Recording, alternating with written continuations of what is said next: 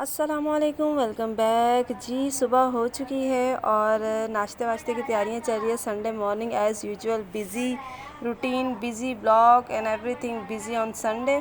सो यहाँ पे बन रहे हैं फटाफट से पराठे और हमारे तो जी पराठे बनाने के लिए मैं ऊपर भाई वाले पार्टीशन में आई थी, यानी अपने बड़े भाई के पार्टीशन में, क्योंकि नीचे बहुत ज़्यादा जो है ना हमारे गैस जो है वो बहुत कम आ रही थी।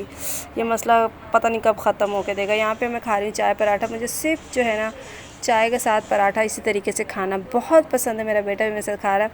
अच्छा जी, रूटीन कुछ इस तरह की आज होगी कि साथ साथ कुछ कपड़े शपड़े धो लिए जाएंगे, कुछ घर के काम कर लिए जाएंगे, पेंडिंग काम ऑन संडे। मैंने दोनों मशीनें ऑन कर ली। ये वाली मशीन जिसमें बंडल ऑफ क्लॉथ्स जो है ना, जो ये वाला सरफेस है ये सारा धुलेगा, और जो मेरे कपड़े होते हैं ना लाइक इस तरह के फैंसी, जो मैं स्कूल वगैरह, फैंसी नहीं कहते इसको, खैर कैजुअल जो होते हैं, फॉर्मल कपड़े जो होते हैं जो आपने पहनने होते हैं, तो इस तरह की फ्रॉकें श्रॉकें, क्योंकि उसमें तो उसके लिए मैंने ये दूसरी मशीन छोटू छुटकू भी जो है वो ऑन कर ली है। तो आज जो है ना दो मशीनें अपना काम दिखाएगी कि ये जो रफ़ एंड टफ़ स्टफ़ है, जो रेगुलर बेस वाला है, वो धुलेगा बड़ी मशीन में, और उसके बाद जो मेरे फॉर्मल से इस तरह के कपड़े हैं, कैजुअल से भी है, यानी जिनको ज़्यादा धुलाई की ज़रूरत नहीं होती, ये फ़्रॉक है जो कि मैंने ख़रीदी थी बाय एथनिक। उल्टी उतारी हुई हद होती है, तो ये भी धुलेगी। वैसे ये इतनी है क्योंकि स्कूल एक एक दिन पहने हुए होते हैं तो इतने मैले नहीं होते।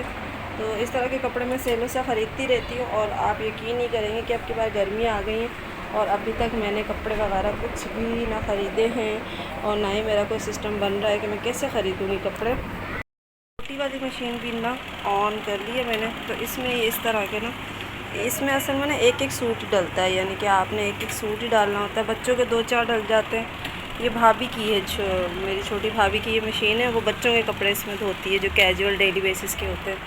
तो इसमें ये डाल दूँगी तो ये एक एक चक्कर इनको आता जाएगा, तो फटाफट साथों साथ, वरना वो धुलेंगे क्योंकि उसका थोड़ी देर में पानी जो है ना ख़राब हो जाएगा, तो फिर ये नए कपड़े मेरे धुल नहीं पाते। तो ये एक एक करके सूट में सारे धोऊँगी, इसमें अपने कैजुअल ही भी, और साथ ही साथ जो है वो आप देख सकते हैं। मैं बात कर रही थी लॉन के कपड़ों की, तो ये मेरा कुछ सामान यहाँ पे है। वो कहते हैं ना कि बेघर तो हो गई हूँ, लेकिन सामान जो है वो मेरा, यहाँ पे कुछ कपड़े हैं मेरे जो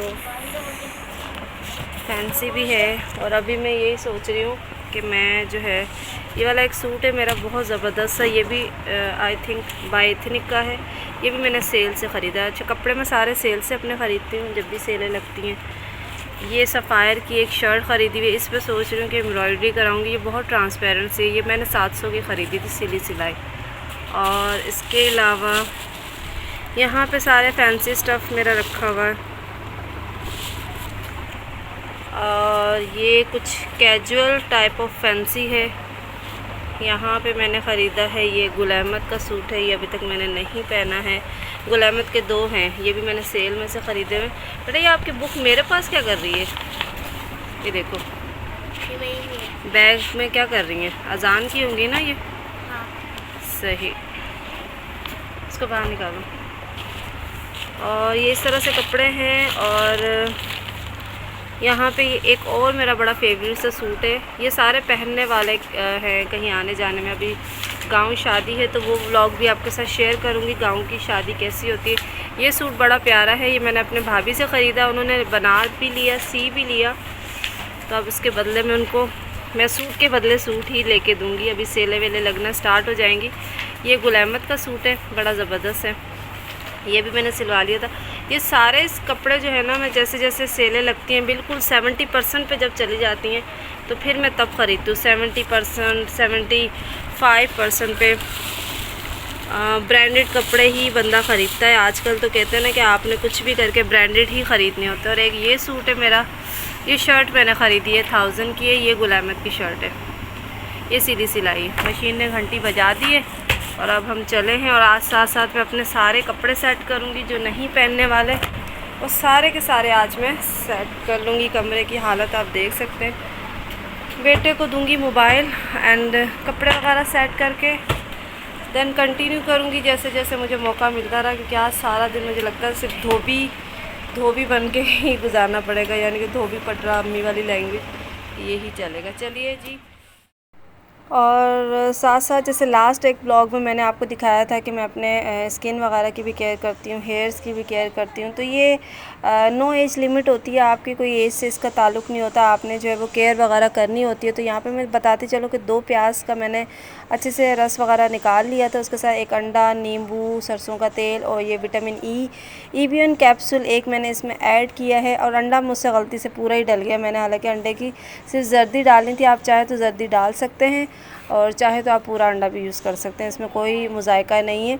आप आराम से इस पैक को लगाएं, सरसों के तेल को इसमें ऐड करके, तो बड़ा ज़बरदस्त सा ये पैक बन जाता है फॉर हेयर्स। मैंने जो अपना हेयर पैक बनाया था बालों के लिए, तो मैंने सोचा कि मैं अपने बालों की आपको दिखाती, फिर उसके बाद रिज़ल्ट कैसा आया है। तो आप देख सकते हैं इसमें शाइनिंग और बाल मेरे अल्लाह का शुक्र है काफ़ी जेट ब्लैक कलर के बाल है। बालों की लेंथ मेरी काफ़ी इंक्रीज़ थी, काफ़ी ज़्यादा थी मेरे बालों की लेंथ, लेकिन आफ्टर डेंगू जो है वाइट सेल कम हो जाने की वजह से ऑब्वियसली विटामिन डी की जो है ना डेफिशिएंसी बहुत हो जाती है। तो अभी हाल ही में मैंने एम्प्यूल्स वगैरह का भी इस्तेमाल किया था, वो जो विटामिन डी के एम्प्यूल्स होते हैं, तो उसके बाद से काफ़ी हद तक मेरे बाल जो है वो गिरने ख़त्म, बल्कि अब तो अल्लाह का शुक्र है कि बहुत ख़त्म हो गए और बहुत सेट हो गए। तो मैंने फिर सोचा कि आज है छुट्टी भी है, घर में भी हूँ, तो क्यों ना हेयर मास्क बनाया जाए, ट्राई करूँ। तो आप देख सकते हैं बालों की मतलब ऐसे हो रहे हैं ना कि बिल्कुल वॉल्यूम भी इनमें आ गया है और सिल्की तो बहुत ज़्यादा, लेकिन टेंशन और परेशानी की वजह से ना बालों का सत्यानाश हो गया है। तो मैंने सोचा रिज़ल्ट आपके साथ ज़रूर शेयर करूं कि हेयर पैक जो बनाया है उसका मास्क कैसा होना, वो हेयर मास्क जो बनाया था उसका रिज़ल्ट कैसा होना चाहिए। तो पहले तो ये हालत थी कि यूँ बस पकड़ती थी बाल और बस हाथों में बाल आना शुरू हो जाते थे, और अभी तो विदाउट कॉम्ब भी अगर मैं इस तरह से सहलाती हूँ बालों को तो बाल मेरे बिल्कुल सेट रहते हैं। तो साथ ही साथ मैं बताती चलूँ कि बच्चों की मेंटल हेल्थ के बारे में बात करूँगी, क्योंकि ऑब्वियसली मेरे ऑलरेडी 3 बेटे हैं, तो मैंने सोचा कि मैं बच्चों की मेंटल हेल्थ पे भी बात करूँ आप सबसे। तो उसके लिए मैं नेक्स्ट वीडियो में उस पूरे टॉपिक को डिस्कस करूँ, क्योंकि आज की जो रूटीन थी वो संडे की काफ़ी टफ़ रूटीन थी। छोटे छोटे जितने भी क्लिप्स वगैरह मैं एडिट कर सकी, मर्ज कर सकी। तो मतलब संडे वाले दिन बहुत ज़्यादा पेंडिंग काम होते हैं जो करने होते हैं, और उन कामों के बाद जो है वो टाइम उस तरह से नहीं मिल पाता है। बच्चों से मोबाइल छीन लो, मोबाइल छोड़ दो, मैं मोबाइल से रिलेट भी जो है वो बातें सारी तो जो बच्चों की मेंटल हेल्थ है ना, मैं ख़ुद इस चीज़ से गुज़र रही हूँ। मैं ख़ुद स्पेशली मदर होके मैं बच्चों की जो छोटी छोटी प्रॉब्लम्स है ना, मैं ख़ुद उनसे बहुत ज़्यादा गुज़र रही हूँ, उनको किस तरह से फ़ेस करती हूँ। और कभी कभी यकीन करें कि ऐसा हो जाता है कि मतलब समझ में भी नहीं आता कि इंसान क्या करे, बच्चों को किस तरह से सिखाए बुझाए, क्योंकि जो हमारी जो जनरेशन थी उस जनरेशन में और आजकल की जनरेशन में बहुत फ़र्क है। तो उस टॉपिक पे भी मैं बात करूँगी। तो चलो आज के ब्लॉग को यहीं अख्ताम पज़ीर करती हूँ। नेक्स्ट वीडियो में इंशाल्लाह इन सारी चीज़ों पे बात होगी। लाइट असल में है कोई नहीं, तो बस इससे पहले कि ये लाइट भी ख़त्म हो जाए तो चलें ठीक है, नेक्स्ट वीडियो में मिलते हैं। अल्लाह हाफिज़।